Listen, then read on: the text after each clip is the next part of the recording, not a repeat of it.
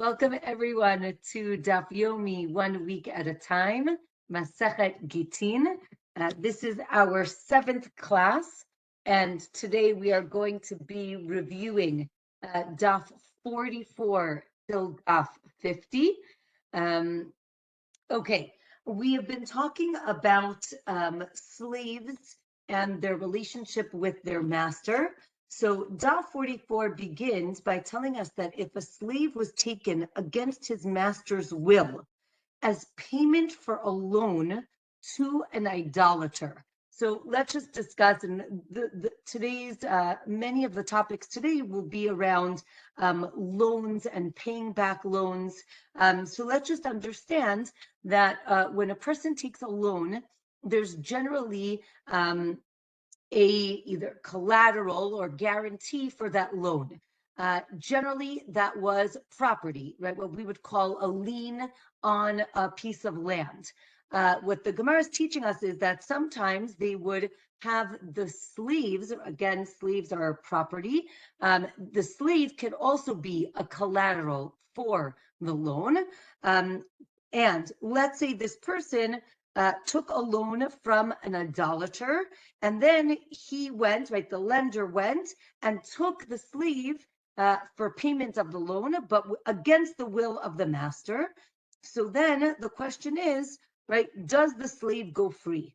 And on Daf 44, the Gemara tells us that the slave doesn't go free because the master didn't benefit, and therefore he isn't penalized to have to set his slave free.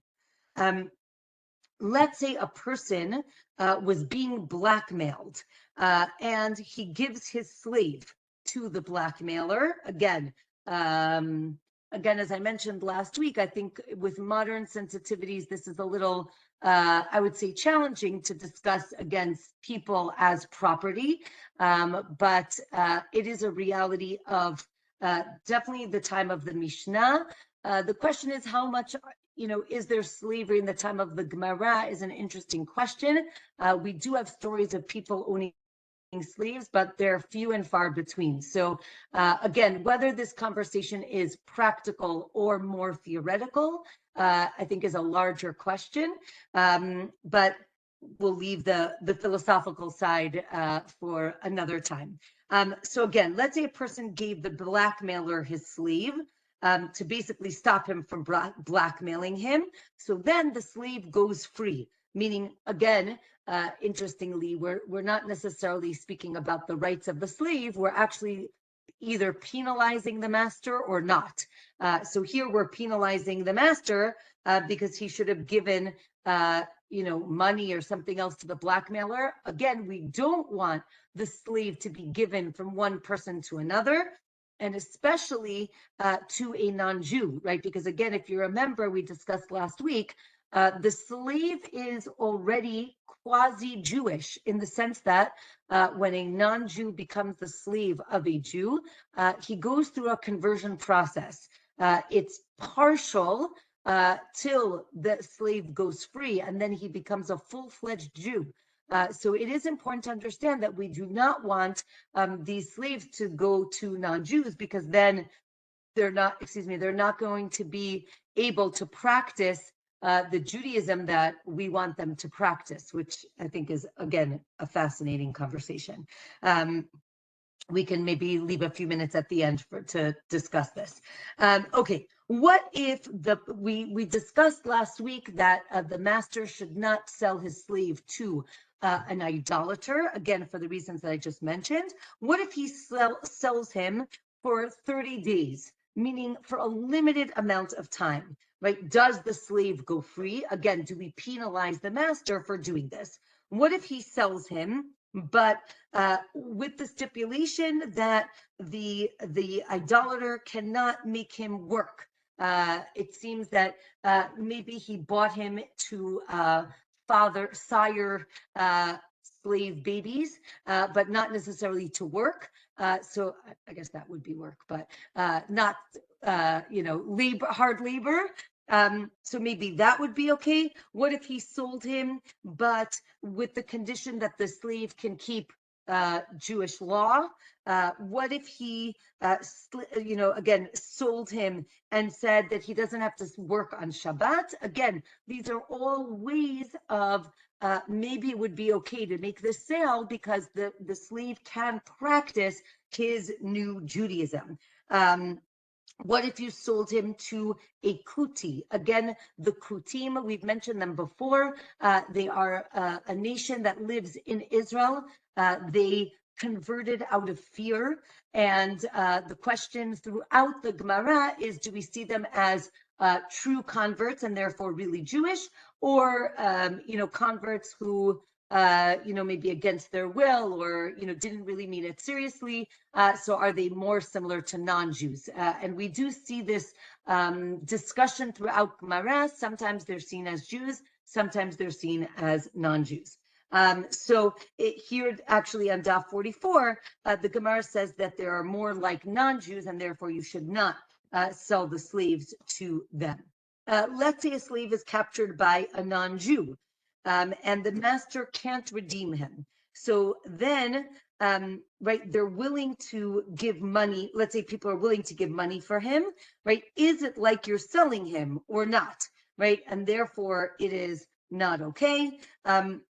So he can actually keep the money because he was captured and it's not really that he was being sold, or no, he can't accept the money. But the law is that actually he can accept the money, and it does work.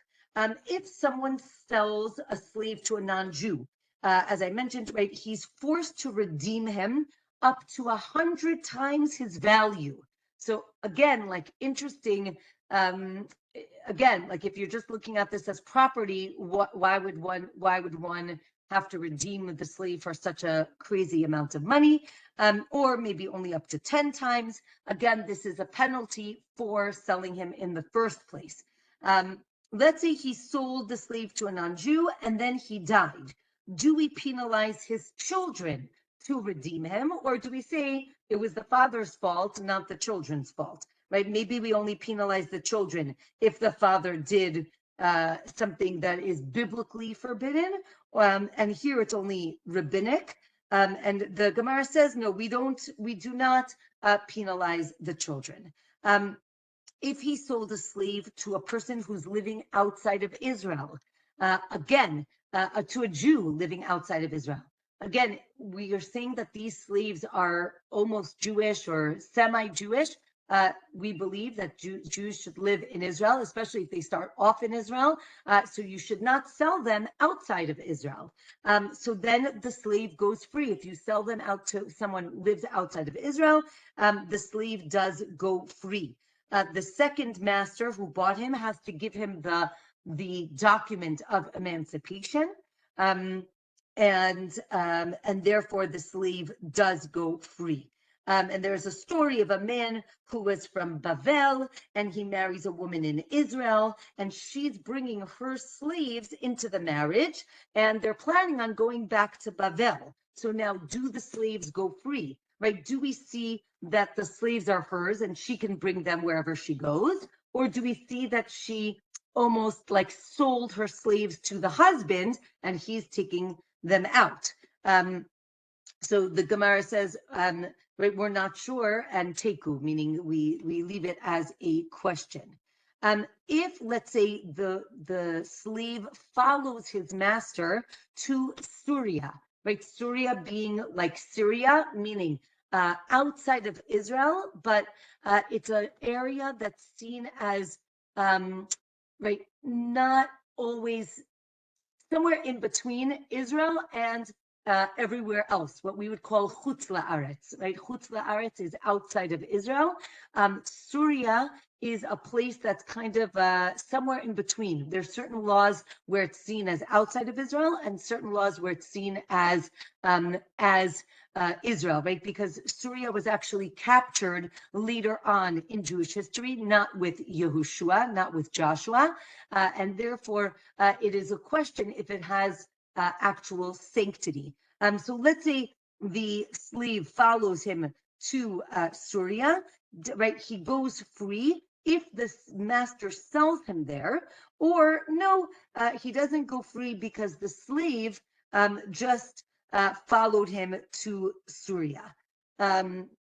Okay, let's go to Daf 45. Again, if a slave escapes his master from Chutz La'aretz, from outside of Israel to Israel, he runs to Israel, he goes free, and the slave has to reimburse the master for the amount of money, like he can buy his freedom, but he does go free. Again, if the slave runs from somewhere outside of Israel to another place out of Israel, he does not go free, right? Because there is no, I guess, value for him to be in just another country if it's not in Israel. Okay, let's go to the next Mishnah on Daf 45. So the Mishnah tells us, since we spoke about redeeming slaves, let's talk about redeeming captives. Now, this whole chapter, the theme is what's called tikkun, things that are done for tikkun olam. I think nowadays we use the word tikkun olam to make the world a better place. Here, that is the idea, but these are decrees that were made in order for society to function better, as you can see. So the Mishnah says, right, we don't redeem captives for more than their value, and we don't help them escape because of tikkun olam, right? We can understand that if right, the ransom is $5 million and you pay it, people are going to kidnap many more people. Again, okay, again, a larger discussion, right? And okay, so the Gemara explains, right, is it because of the pressure on the community to pay? Meaning, if you say that no matter what, again, it's important to understand there is a commandment that a Jewish person must redeem a captive, meaning this is serious. We take it very seriously. The question is, how far does the commandment go, right? Again, if the ransom is $5 million, does the community need to come up with $5 million? And there are many stories of, unfortunately, of these things happening. So again, the Gemara asks, is this decree so that the community doesn't have this pressure to raise $5 million? Or is it to, I don't want to use the word prevent kidnapping, but not to encourage kidnapping? The question is, why don't we help them escape? The Gemara says because we're concerned that if there are other captives, that they're going to take out their anger against, right, on the other captives. And there's a story of the daughters of Rav Nachman who were taken captive with another person, and it turns out that they were not so great, and this person was in a cell with another person who could understand birds, and the birds told him to escape, and he does, and he gets out, and he's saved. But the daughters are also saved, but apparently were not so we're not so pure in captivity. Anyway, let's go to the next Mishnah. The next Mishnah says that we don't buy a Torah scroll, excuse me, or tefillin or mezuzah for more than their value. Again, excuse me.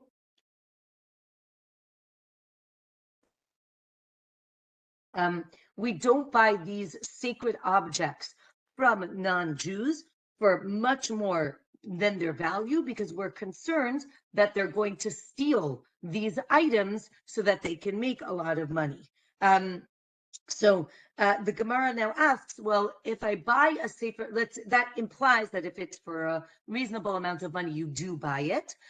If you buy it, is it a kosher Torah, right? How do we know how it was written, who wrote it, what the intent was? So now the Gemara is going to discuss that, right? So the Gemara says that it shows that you can buy a Torah and you can read from it, meaning we can assume that it's a kosher Torah. The Gemara says, no, you buy it, but then you have to bury it, right? What's called gniza. Gniza is the way we dispose of an invalid Torah, which is, it is wrapped in a talit and it is buried.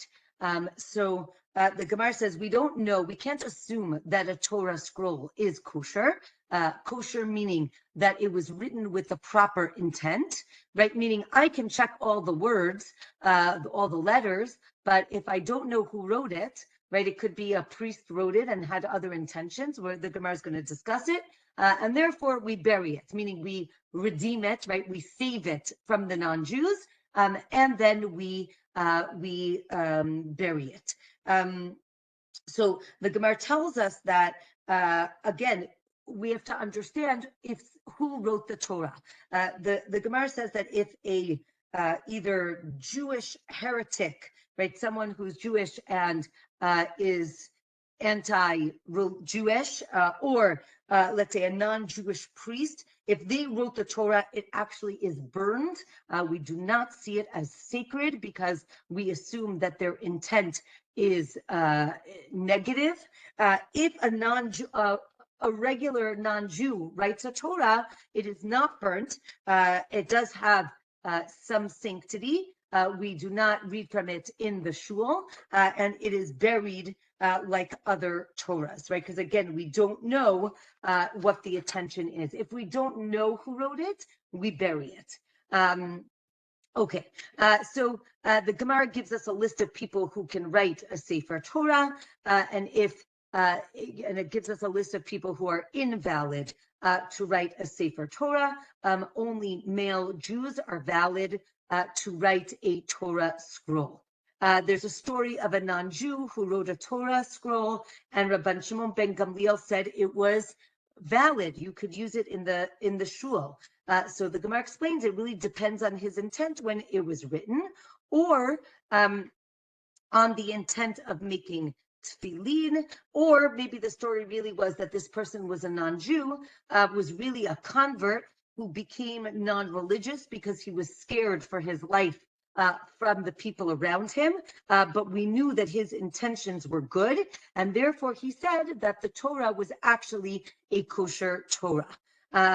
You should always, the Gemara tells us, you should always offer market value when buying tefillin from a non-Jew. And there's a story of an Arab merchant who was offered very little money and said, oh, I guess these are worthless, and then threw them in the garbage. And therefore the Gemara says, no, be careful. You don't want to undervalue either, right? We started with overestimating or paying too much. The Gemara says, just be careful, don't underestimate the cost or the value, because it could lead to the destruction of these secret items. The next Mishnah, if a person divorces his wife, we're back to divorce for a little bit.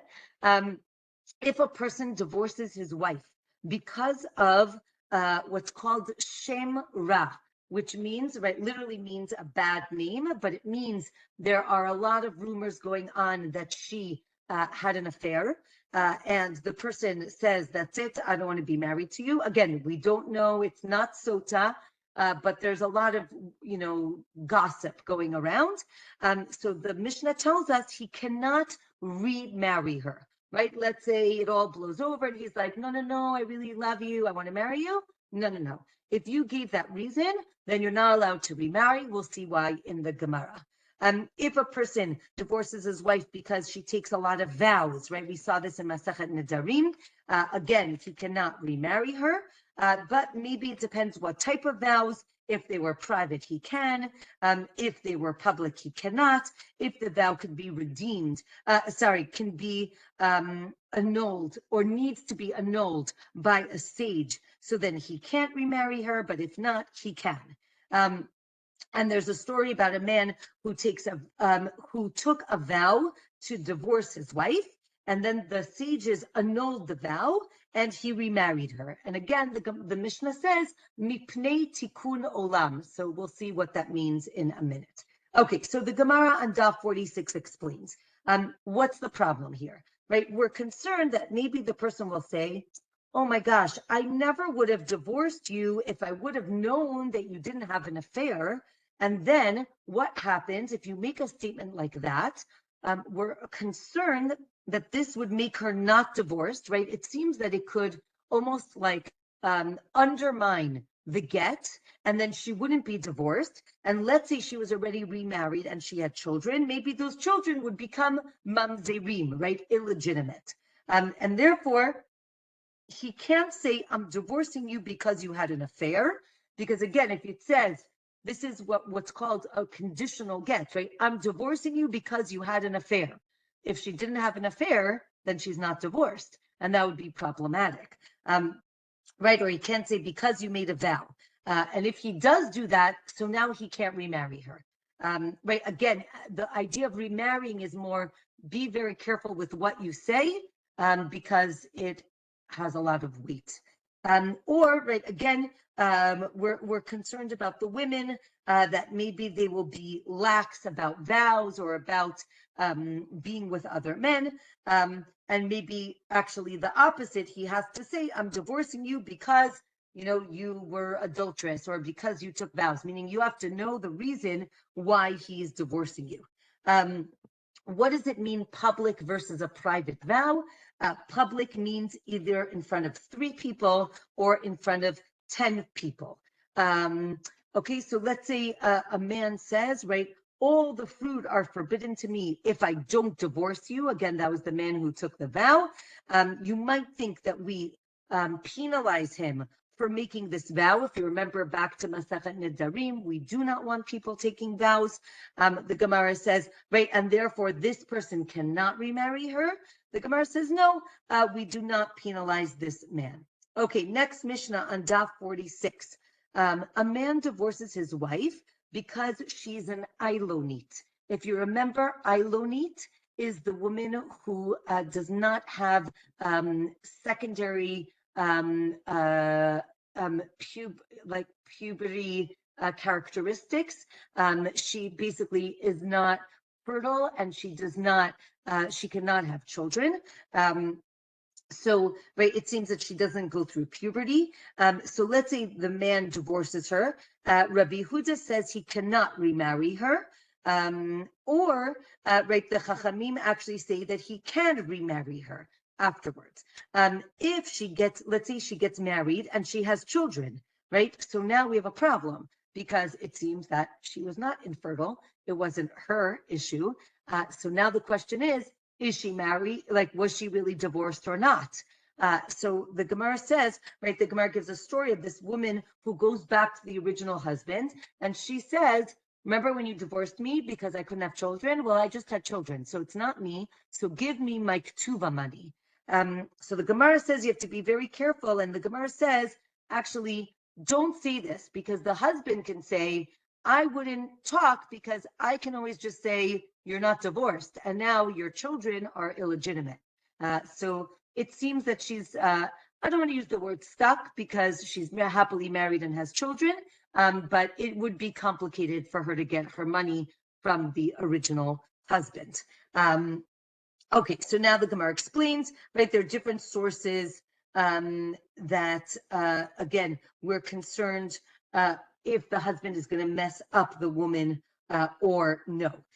Next Mishnah, if a person sells himself and his children to a non-Jew, again, why would someone sell themselves? Generally because they have no money, right? They took out a loan, they couldn't pay it back. The loan shark says, if you can't pay it back, you're going, you become my slave. And not only that, but I'm taking your children also. So the Gemara says you do not redeem these people. Remember, we said there's a mitzvah, there's a commandment to redeem Jews. The Gemara says in this case we do not redeem them. The Mishnah says. The Mishnah finishes by saying that we do redeem the children when the father dies. So now the Gemara explains, when do we not redeem him? Only if he sold himself 3 times, meaning he keeps borrowing money. This guy has a gambling problem. We don't, right? You save him the first time, you save him the second time, but that's it. 3rd time, you do not have any responsibility to him.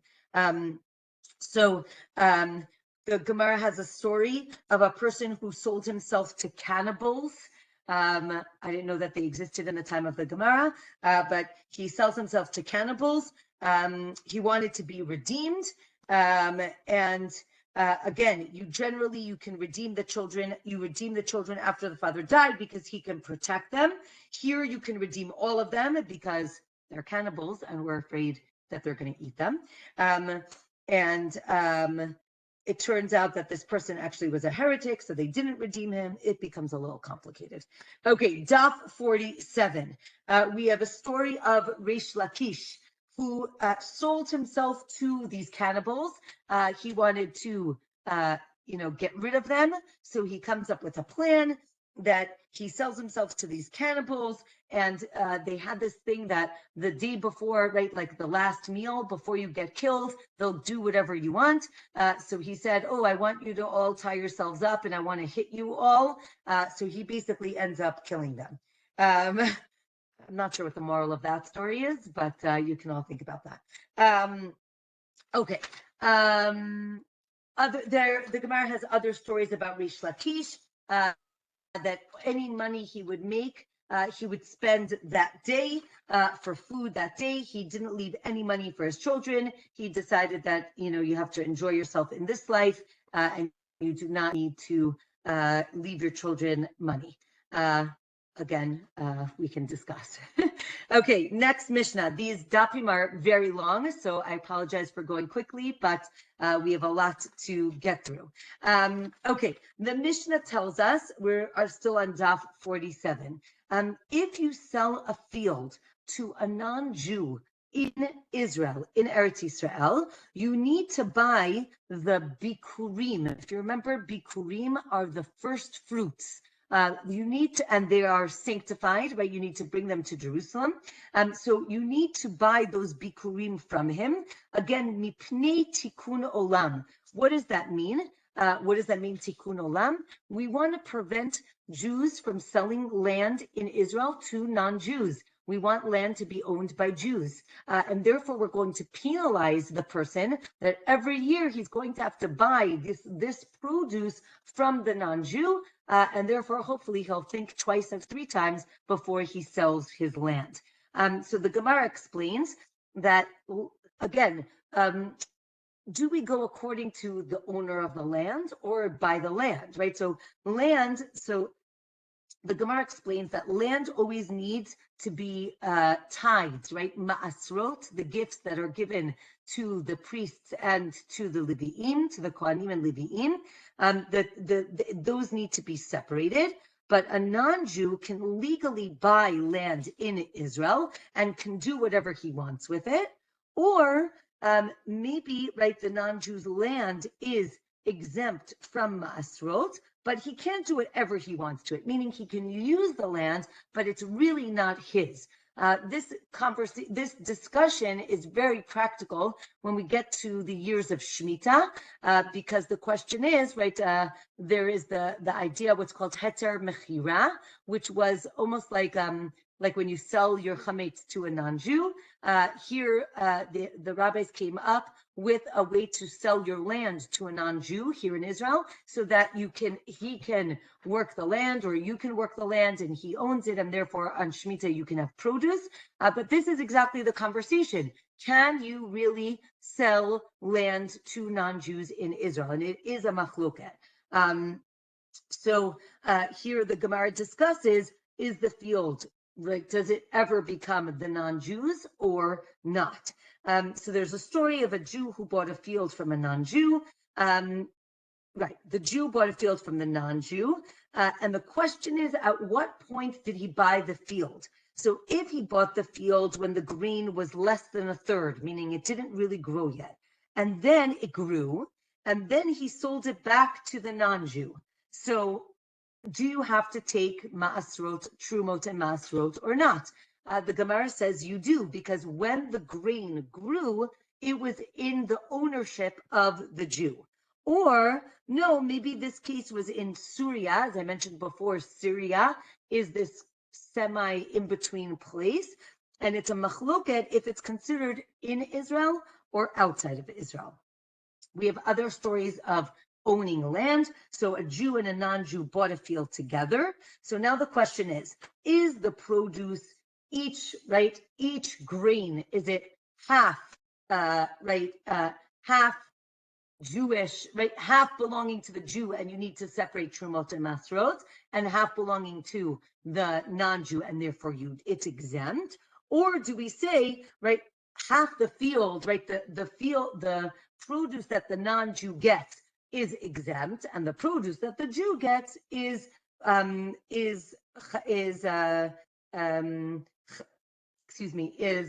what's the word? Chayav. You have to is obligated to take trumot and maasrot.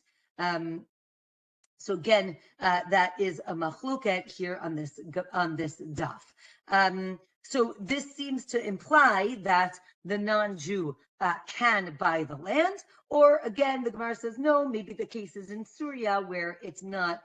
Again, it's not considered really in Eretz Yisrael. What does it mean? Remember, we said mipnei tikkun olam. What does that mean? It means that it's not biblically mandated for the person to have to buy the bikurim, the first fruits. This proves that the non-Jew can buy the land. And then again, or maybe it was that really the people, they were trying to prevent people, as we mentioned, from selling their land, and therefore they said it is you need to buy the bikurim, but not because it has real sanctity. Let's say you sell your field's produce, but not the land. The buyer needs to bring a bikurim, and he says the verses. Here we're going to see there's two parts of bringing bikurim. Again, bikurim, the first fruits, were brought to the temple on Shavuot. And what you did was the person who owned the fruit brought it, produce, not necessarily fruit, but any produce. They brought it to the temple, and they would say these verses. Actually, the verses that we read in the Haggadah, Arami Oved Avi, right? The history of Abraham and the fact that we live in this land, and we're so thankful to God that we are able to have fields and produce. So here the Gemara is going to discuss, it's a two-part thing. You have to bring it and you have to say the verses. There is a case where if we're not sure if you need to do it, so you can bring the bikurim, but you don't say the verses. So that's the case here. If you sold the produce but not the land, maybe you bring the first fruit, but you don't say the verses, right? And again, here the question is, do you have to own the land or only the produce? And the Gemara continues by saying that the husband can bring bikurim from his wife's field, or maybe only if the wife died can he bring the bikurim and say the verses. Okay, daf 48. If you sell your field when it's the concept of yovel is in place, what does that mean? The Jubilee year is the 50th year, right? So you have 7 Shemitah. Let's start again. Every 7 years is a Shemitah year. Every 7 cycles of Shemitah, right? So 7 times 7 is 49. The 49th year is a Shemitah year. The 50th year is called Yovel. Yovel is what in English is called the Jubilee year. And that's where all fields, all land goes back to their ancestral owners. And the idea is that we want to make sure that everyone retains their ancestral land. If you remember in the time of Yehoshua, Joshua, when they came to Israel, every tribe got a land, an area. Every family got a plot of land. Now, we know that people move, people sell, things happen, things get divided up, they get taken, they get, right, any possibility. So the Torah wanted to make sure that we do maintain ancestral land. And therefore, every 50 years, everything goes back to the way it was. I'll say to the time of Yehoshua, but not necessarily. So we're going to see here that let's say you sell your field when this is happening, right? Again, Yovel only happened when everyone, or at least a majority of the Jewish people lived in Israel, which is why nowadays it's not yet, though we're getting very close, at least for Shemitah to be biblical, deoraita. So then, okay, let's say you sold your field when there is Yovel. So then you bring a Bikurim and you say the verses, or you bring the Bikurim, but you don't say the verses, right? Because you might think that if I sold the land, right, and now let's say if I bought it, I don't really own it because I know that in 10 years, 15 years, but for sure in 50 years, it's going back to the original owner. So do I own it? Do I not own it? That's the discussion here, right? Is it the idea that I own it now till Yovel comes? Excuse me. Or is it that, it's kind of on loan, or I'm using it, but I don't really own it because it's eventually going back to the original owner. Okay, and then the Gemara talks about buying trees and land, right? So do you have to, again, this idea of do you have to own the land in order to bring Bikurim and say the verses? So during the first 50 years of when the Jewish people were in Israel, they didn't believe that their lands were really going to come back to them, right? They're like, really? This does not sound like it's really going to happen. So then, nobody wanted to, everyone was like scared to sell their land because they didn't know what was going to happen. But afterwards, when they saw it does really work, so then it did work. Okay, now the Gemara, just since we're talking about different types of field or land, the Gemara is going to talk about two types of land. One is called, in Hebrew, it's called Sadeh Achuzah, which is an ancestral field, as I mentioned, right? This is the field that your great-great-grandfather passed down to to the family. If it is sanctified, meaning if somebody along the line said, you know what, I love God so much, I'm going to sanctify my field. I'm going to give basically the value, because not the field, but I'm going to give this field to the Beit HaMikdash, to the temple. So then you can redeem it, meaning give money to the treasurer, and then you get the field back till Yovel, till the Yovel year. But if you don't redeem it by the Yovel year, then it becomes part of the temple treasury, and it's divided amongst the priests, amongst the Kohanim. So it's interesting, as I mentioned, not all land goes back to the family. Again, if you sanctified it, you made it kadosh, or hekdesh, if you can redeem it. If you don't redeem it by the Jubilee year, it becomes the property of the temple. However, there's something called sde mikneh, which is an acquired field. You bought it, right? Just like you buy a house or you buy anything else. Let's say you bought it.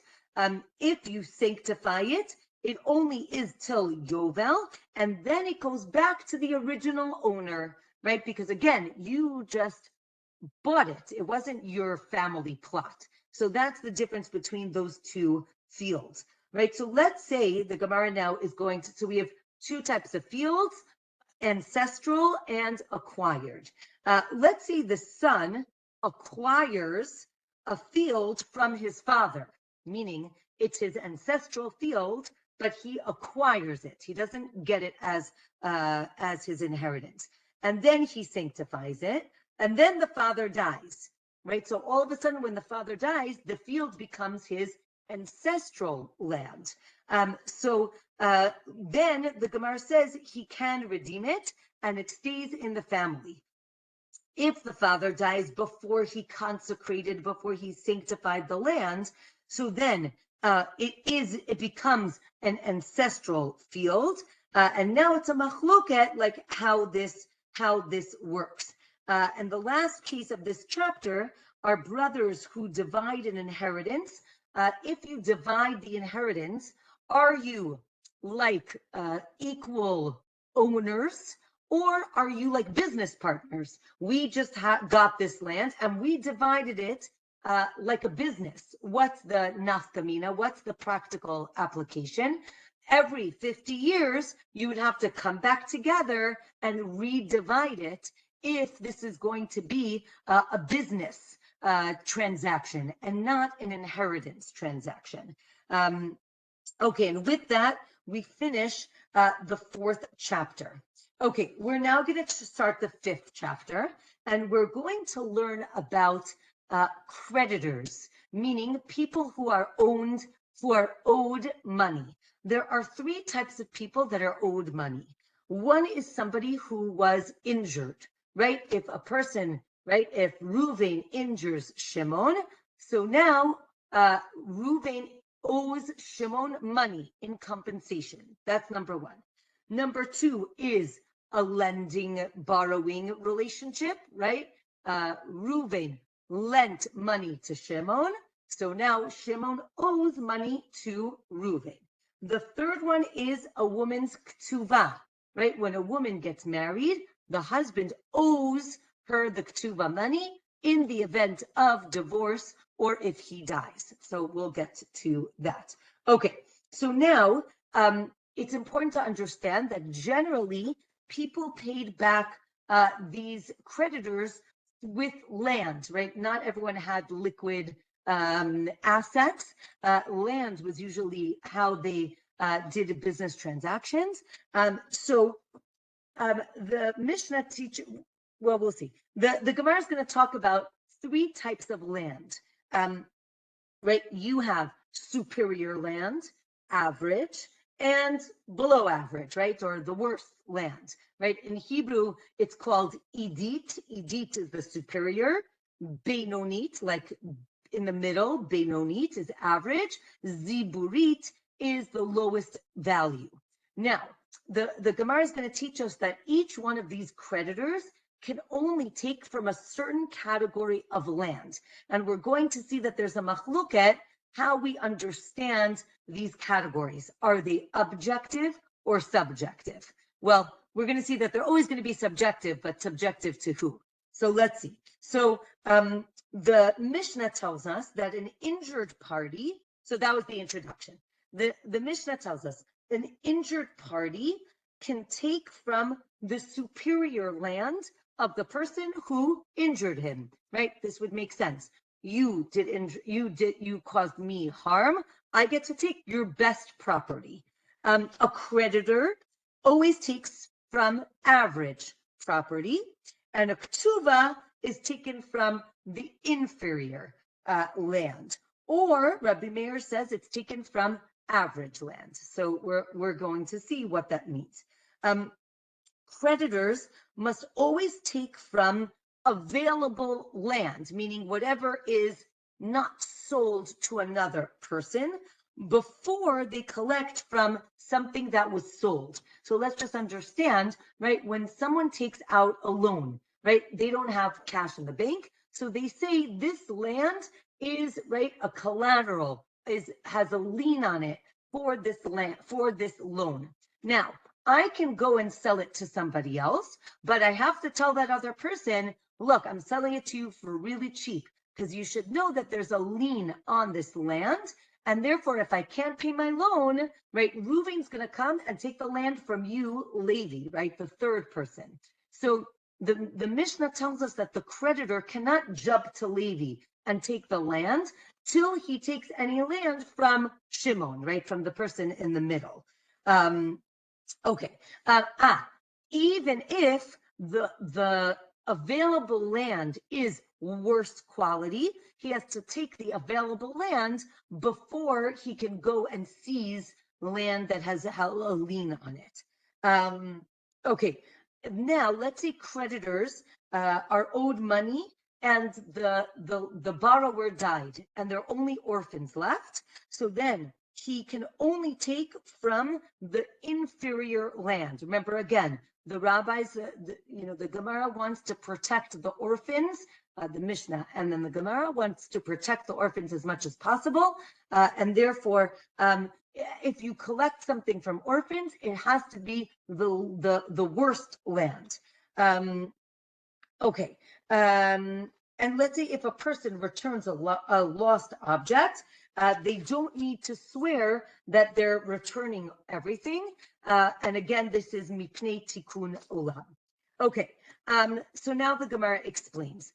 Deoraita, meaning according to biblical law, we should assess the land based on the damaged, right? The person who was injured, his property. But because of tikkun olam, we go according to the damager's property, meaning we assess his superior, average, and worst land, and he has to pay from, again, where whoever we're talking about, we go, right, if it's injuries, from his best land. And again, we do this so that you recognize that if you do damage to a person, we're going after your best land, not that person's best land, right? Let's say you have much better land.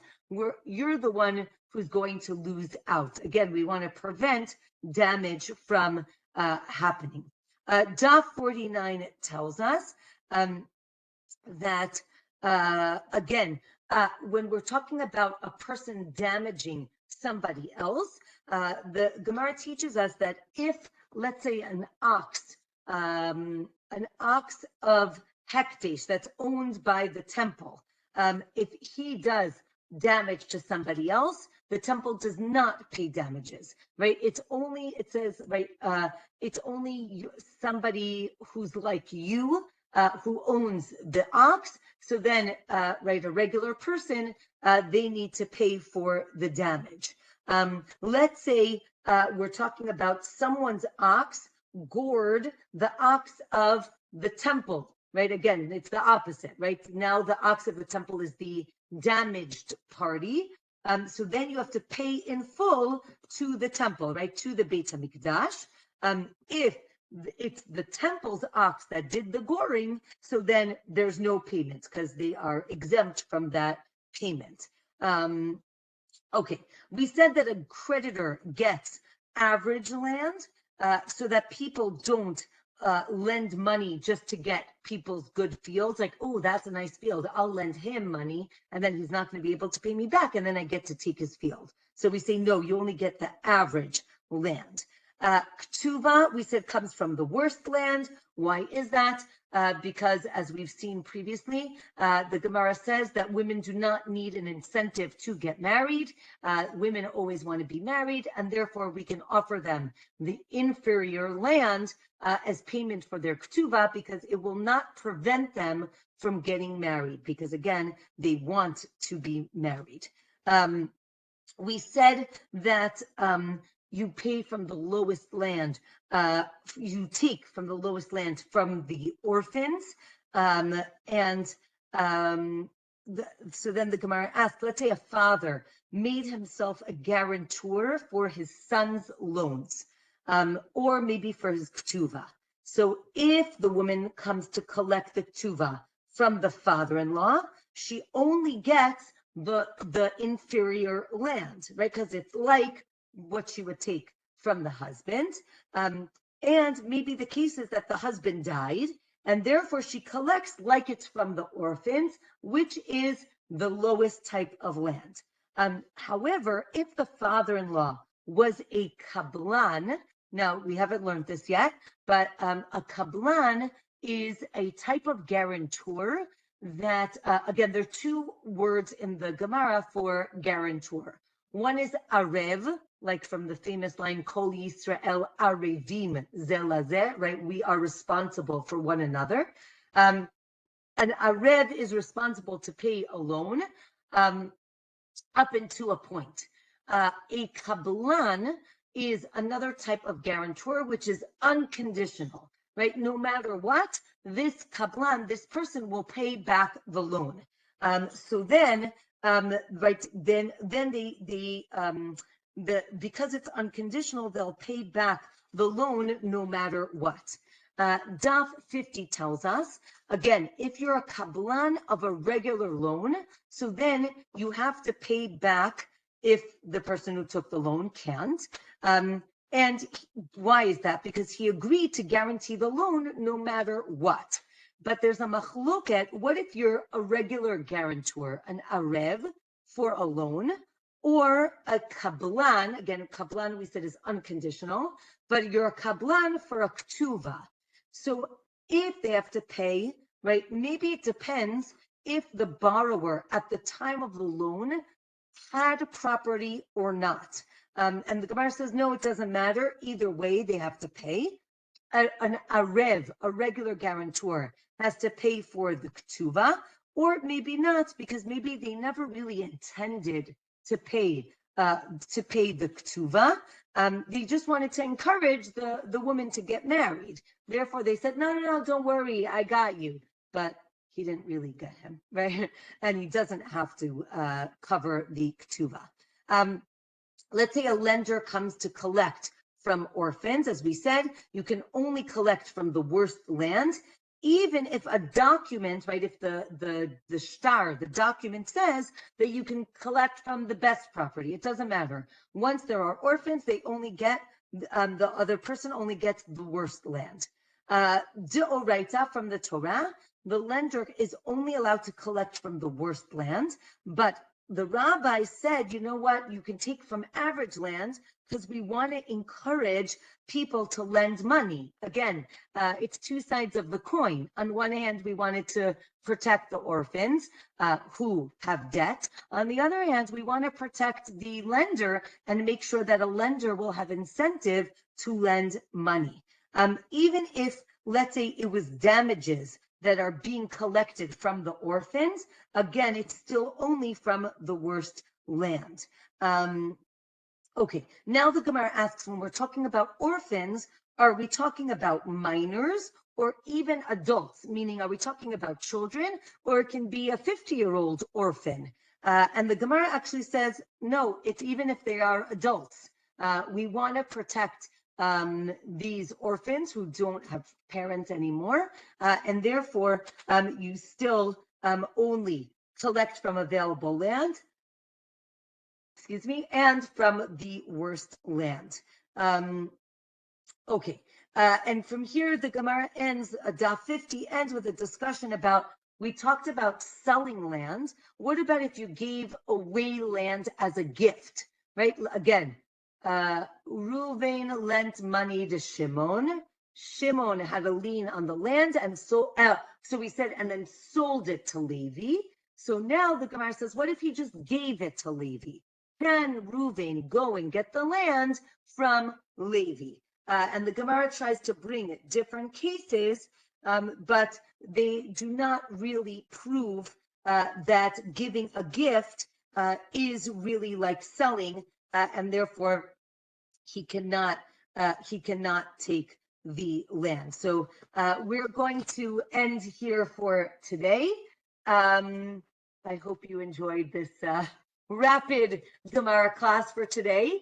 There was a lot. It's very long dakim. I'm going to open it up to discussion or questions, but I do want to say, first of all, everyone should have an easy fast tomorrow. Tomorrow is Shiva Asar B'Tammuz, the 17th day of Tammuz, and we're going to be beginning the 3 weeks that ends with Tisha B'Av, the 9th of Av. I also want to say, I know it's a little complicated now in the summer, but next week class is going to be on Thursday, but at the same time, meaning 9 p.m., but Thursday. I will send out an email on Sunday, Be'ezrat Hashem, to remind you, but if you can put it in your calendars, if you can make it, great. If not, then you can download it. Again, trying to give a weekly shir through the calendar is challenging, so I'm trying to, get it all in. So just want to wish everyone a Shabbat Shalom and a wonderful week. So I'm going to turn off the recording now, and if anybody has questions or comments.